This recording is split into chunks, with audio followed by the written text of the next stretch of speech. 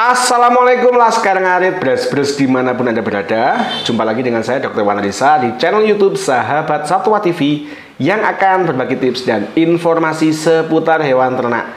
Masih ditemani segelas segelas kopi hitam.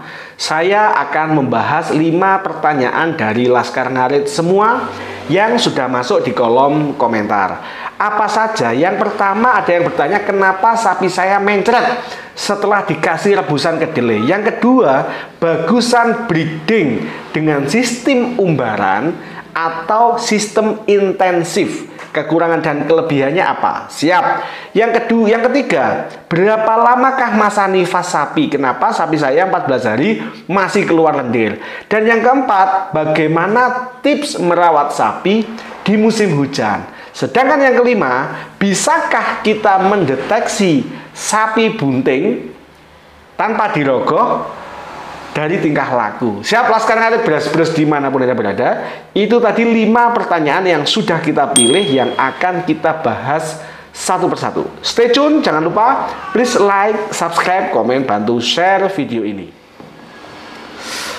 Laskar Ngarit Bres-Bres dimanapun Anda berada. Pertanyaan yang pertama, Sheila Shanti bertanya, baru saya kasih rebusan kedelai, kok sapi malah mencret ya dok? Jawab dong. Siap. Bukan masalah kedelainya, tetapi masalah dari perubahan pakan. Jelas akan menyebabkan diare bila sapi kita tipe pencernaannya itu sensitif. Jadi ketika jenengan biasa memberikan hijauan, biasa memberikan comboran yang sudah settle, ternyata jenengan memberikan tambahan pada dia, memberikan rebusan atau jus atau blenderan kedelai, ternyata diare. Wajar karena terjadi perubahan komposisi pakan yang ada di dalam lambung. Solusinya seperti apa? Bisa tetap diteruskan sampai si sapi melakukan adaptasi terhadap perubahan pakan ini, atau di stop dan diberikan secara berkala sedikit demi sedikit agar terjadi adaptasi yang lebih nyaman. Siap. Pertanyaan yang kedua, M. Sohib H. Assalamualaikum Pak Dokter. Waalaikumsalam. Izin bertanya, lebih bagus breeding dengan sistem umbaran atau sistem intensif?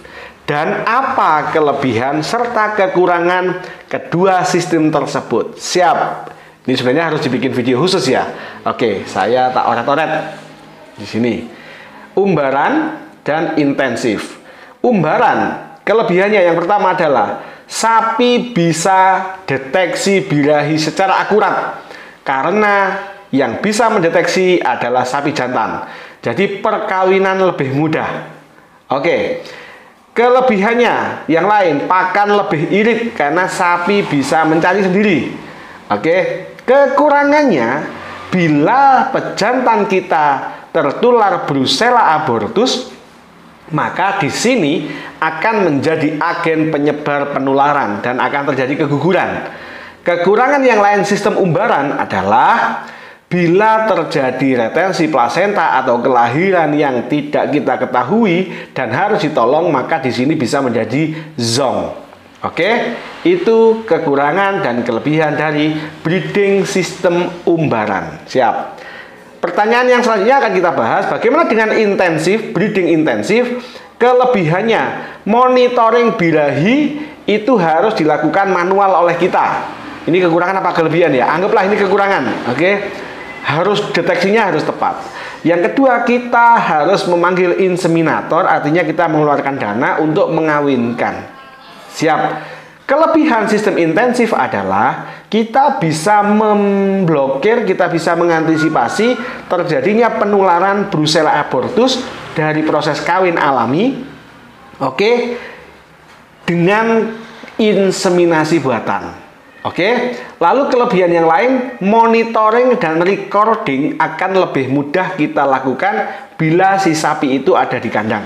Kelebihan yang lain adalah ketika butuh pertolongan, ketika ada masalah postpartus seperti broyong, retensio plasenta atau yang lain, kita bisa cepat memberikan tindakan. Itu Mas M. Sohib H.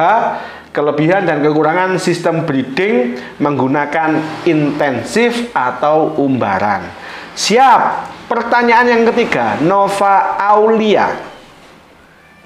Nova Aulia bertanya, salam ngarit beras-beras Pak Dokter. Saya mau tanya, berapa lama masa nifas sapi? Masa nifas itu disebut dengan istilah involusi uterus. Laskar ngarit. Involusi uterus adalah masa di mana ukuran fungsi rahim itu kembali ke sebelum bunting.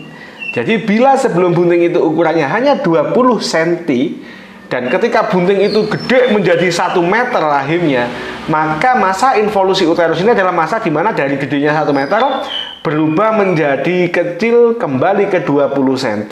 Itu disebut masa involusi uterus atau masa nifas.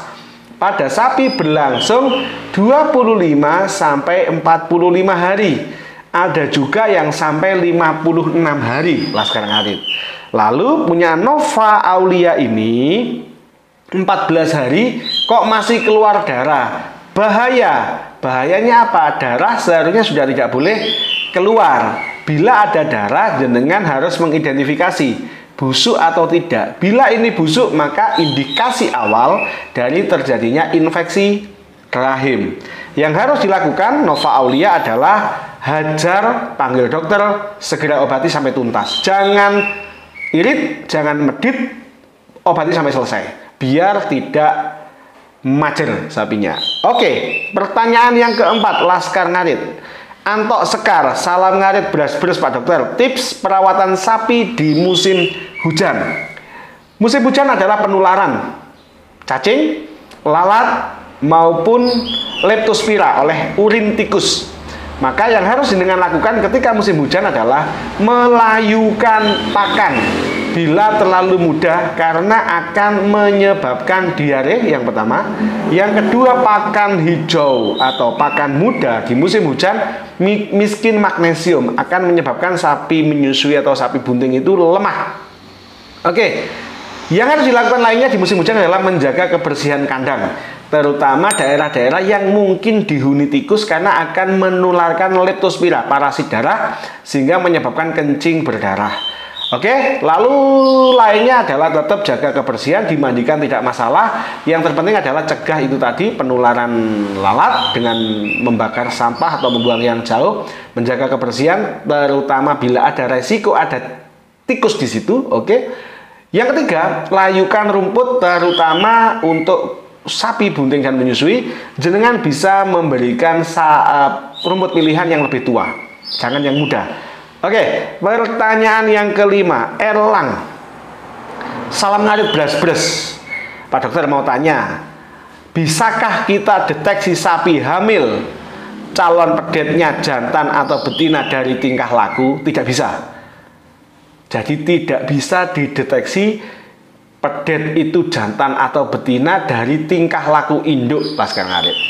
Bila pun ada yang memiliki ilmu titen, itu berdasarkan pengalaman, dan pengalaman tentu sedikit banyak ada errornya, ada tidak tepatnya.